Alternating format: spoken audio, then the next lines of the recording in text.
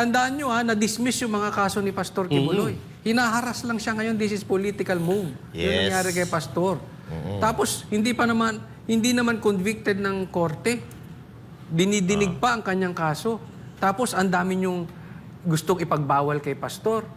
Tapos kayo nakaupo dyan, sumisigaw pa sa mga pulis. Hinaharas nyo pa yung mga pinapatawag nyo dyan sa kamera. Ang tindi na itong mga ito. Napaka-ipokrito. Yes. Lalo na partner siguro pagka nakalabas si Pastor. Lalong mag-iiyakan itong mga to. Alam niyo kung bakit? Threatened po sila kay Pastor Apollo Kibuloy. Dahil alam nila sa sarili nila na mas malaki pa ang chance ni Pastor Apollo Kibuloy na maupo sa Senado kaysa sa kanila. Kaya nga sila sakay ng sakay sa mga issue ng mga Duterte, issue ni Pastor Apollo Kibuloy, kinakargahan nila. Kasi kung sila, hindi sila makakagawa ng ingay at pag-uusapan ng mga tao. Alam mo, ganyan katindi si Pastor Kibuloy, no? Hindi pa man siya nahalal, ang dami niya nang na-draft na batas. No, palagay ko dapat kausapin ni Willie si Pastor Kibuloy.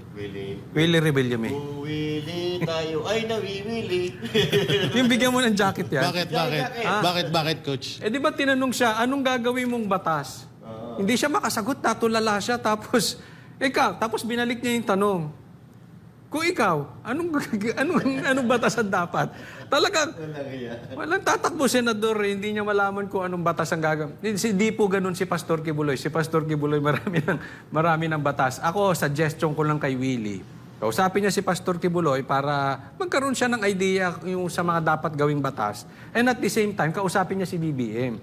Pagka walang laman ng utak, kailangan matuto kang tumahimik para naman, kasi pagsalita ka na salita, lalo kang magdedelikado. Pero ang ganda nung si Jay na magsasabi kasi parang nagagalit yung ati ni ni Claire Castro? Ni Claire Castro, magagalit dito sa balitang to dahil pinayagan pinayagan ng video. Sila yung kontrabida kay Pastor talagang ito na patunay na maaasahan pa rin natin ang korte. Ay, salamat. Thank you. Dahil talagang wala na tayong maasahan dito sa ating mga politiko, buti ay may nakagitna. At ang korte ay talagang gumagalaw ng ayon sa batas, hindi ayon sa party lines.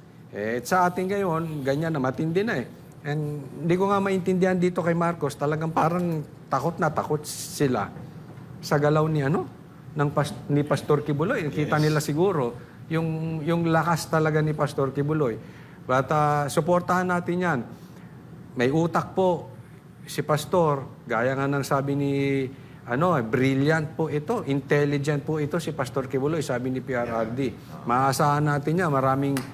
Maraming maitutulong sa atin. Kita nyo naman ngayon pa lang, kahit nakakulong siya, ang dami nang nagagawa, partners. Grabe, no? Jay, parang partner Jay, ikaw na tumira. Parang etong di ba ang nagano nito yung Makabayan Black, kung hindi ako nagkakamali. Yung kumukontra dito sa mga pinilay na video sa Sino ang dapat namin paniwalaan kayo kaysa sa korte? Ano yan? Para ba kayong para kayong Congress na mas kailangan paniwalaan ng Congress kaysa sa COA? Kailangan paniwalaan ng Congress kaysa sa korte. So, ganyan din yung gusto nyong iparating sa amin. Papaniwalaan namin kayo, tatablahin namin yung korte. Korte nagdesisyon nun Pinayagan sila At nasa na okay lang yun, walang walang masama doon. Ito ang mahirap kapag lumaganap talaga or dumami ang NPA sa gobyerno. Ganitong mindset ang ibibigay nila sa kabataan. Yung tipong mas paniwalaan mo sila kaysa dun sa dapat mong paniwalaan. Katulad yan, korte na nagsabi, bakit parang gusto nyo mas paniwalaan namin kayo kaysa sa korte? Wag naman ganyan, grabe namang garapalan yan. Katulad lang yan, yung ginagawa ng katulad lang sa Congress, 'di ba? Kung ano-ano yung mga sinasabi ng Congress nung nakaraan nga lang parang gusto nila, pinapahiwatig nila na paniwalaan sila, wag paniwalaan yung COA. Yung hindi ko lang nakalimutan ko lang yung dating na parang gusto nilang ipamukha sa mga Pilipino na paniwalaan nyo kami. Huwag niyong paniwalaan yung COA. Paniwalaan niyo kami, huwag niyong paniwalaan ng Supreme Court. Katulad dyan, si impeachment, di ba? So parang ang pinupunto nga ng mga congressman mas kapanipaniwala yung sinasabi nila kaysa sa paghahatol ng Supreme Court. Nung klaseng kawawa yung mga new generation na mag-ano dito sa Pilipinas na ganyan kalayo ng napakabangit na pagtuturo yan sa mga kabataan na Supreme Court, iyang korte, iyan ang mga unang-una mo dapat paniwalaan. Dahil yan talagang yan dapat yan ang pinaka-legit na kailangan na paniwalaan mo, hindi yung sasabihin lang ng congressman na ganito, ganyan, maniniwala ka na. Diba?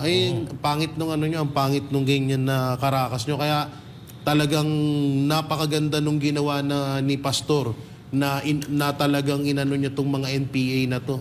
Kasi kakaiba talaga Iba yung utak nila. Parang gusto nilang lahat kontrolin, parang lahat gusto nilang paniwalain sa mga propaganda nila.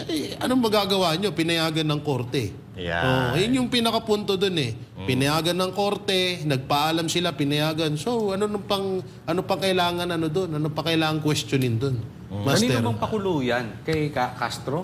Sa atin ni Claire. Ito naman kasi, ikaw naman kasi, Castro talaga. Attorney Claire, yung ate mo, pagsabihan mo, anak ng teteng, lahat kayo ng mga Castro, sablay.